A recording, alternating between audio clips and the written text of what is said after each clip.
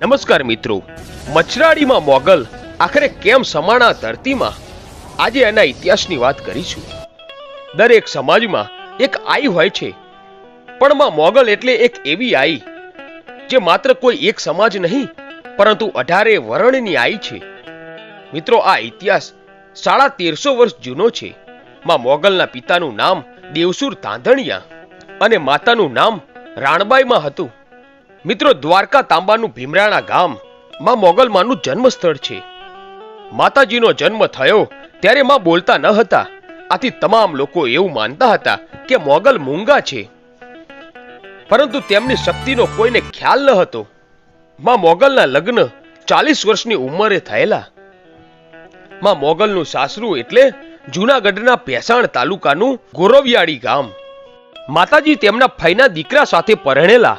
ચારણ સમાજની એક પ્રથા હતી કે ફઈ પાછળ ભત્રીજી જાય એટલે કે ફઈના દીકરા સાથે દીકરીના લગ્ન કરવામાં આવે છે. પછી તો ઘોડા અને ગાડા ઉપર માની જાન આવી હતી. માને કરિયાવરમાં 15 જેટલી ગાયો આપી, ભેંસો આપી અને સાથોસાથ એ સમયે દીકરી સાથે કામ કરવા બીજી કોઈ છોકરીને મોકલતા. તો એ સમયે આઈ વાંજીને માતાજીની સેવા કરવા માટે મોકલ્યા. એ સમયે માના લગ્ન અખાત્રીજના રોજ થયા હતા. પહેલાના સમયમાં અખાત્રીજને શ્રેષ્ઠ મુહૂર્ત માનવામાં આવતું હતું. પછી તો માતાજીની જાન પ્રસ્થાન થઈ એટલે રસ્તામાં ચારણે માતાજીને ઘણા સવાલ પૂછ્યા, પરંતુ મોગલમાં કઈ બોલ્યા નહીં. એટલે ચારણે વાંજીને પ્રશ્નો પૂછ્યા. તેથી વાંજી ચારણ સાથે વાતચીત કરવા માંડી અને તમામ પરિચય પણ આપ્યો. આમ વાતો કરતા કરતા જાન આગળ વધી. વાંજીએ ચારણને કીધું કે બાપુ, હું કંઈક જાણું છું. એટલે કવિરાજ બોલ્યા, બેટા તું શું જાણસ? ત્યારે વાંજીએ અડદના દાણા લઈને મંત્ર બોલીને ઘા કર્યા અને કહ્યું, જુઓ. પછી જેમ જળ બંબાકાર તૂટી ગઈ હોય એમ હળહળાટ પાણી આવવા લાગ્યું. બધા જાનૈયા કપડા ઊંચા કરીને પાણીમાં હાલવા લાગ્યા અને સાથોસાથ માં મોગલ પણ હાલવા લાગ્યા. આ જોઈ ચારણ બોલ્યા, વાહ વાજી વાહ. પછી તો ફરી અડદના દાણા નાખી મંત્ર બોલીને વાજીએ જંગલ સળગાવ્યું.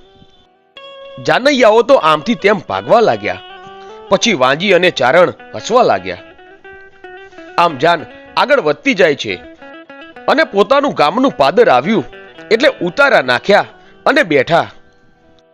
ત્યાં મોગલમાના સાસરા પક્ષથી સામૈયાની તૈયારી થાય છે. ઢોલ નગારા લઈ સૌ સામૈયું કરવા આવે છે.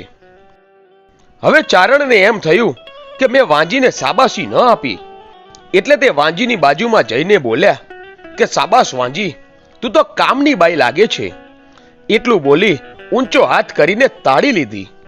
પણ ચારણોના રીત રિવાજ પ્રમાણે પર નારીની તાળી ન લેવાય, તોય ચારણે તાળી લીધી અને આ તાળીનો પટાકો પડતા મોગલમાનના ભ્રમણ ફર્યા અને માએ સામે નજર કરી અને બોલ્યા, એ ચારણ, આ તો આપણી બેન દીકરીઓ કહેવાય, એની સાથે તે હાથ તાળી લીધી, શરમ નથી આવતી? લોકો આશ્ચર્યચકિત થઈ ગયા અને હાહાકાર મચી ગયો કે મૂંગી આઈ બોલ્યા. ત્યારે માં મોગલ કોપાયમાન થયા. માના વાળ છૂટા થઈ ગયા અને મહાકાળી રૂપ ધારણ કર્યું. કહેવાય છે કે મહાકાળીના અંશમાંથી જ મોગલમાનું અવતરણ થયું છે. મોગલમાનું આ મહાકાળી રૂપનું દર્શન કરી લોકોમાં હાહાકાર મચી ગયો. માને પગે લાગવા લાગ્યા. માતાજીએ રુદ્ર સ્વરૂપ ધારણ કર્યું અને ધરતીને અરજી કરી કે મને તારામાં સમાવી લે. ત્યાં તો ધરતી ફાટવા લાગી. આ બાજુ ગોરવિયાળી ગામમાં તેમના ફઈ ગોરવી માને ખબર પડે છે કે મોગલમાં ધરતીમાં સમાય છે. એટલે તે દોડતા આવી ડુંગર ઉપર ચડ્યા અને જુએ છે. ત્યાં તો આઈ મોગલ બોલ્યા, બસ ફોઈ, હવે આગળ ન વધશો. ત્યાં તો ડુંગર ફાટ્યો અને ત્યાં ગોરવીમાં સમાણા. આજે પણ આ ડુંગરને ગોરવી ડુંગર કહેવામાં આવે છે. આ બાજુ ધરતી ફાટવા લાગી.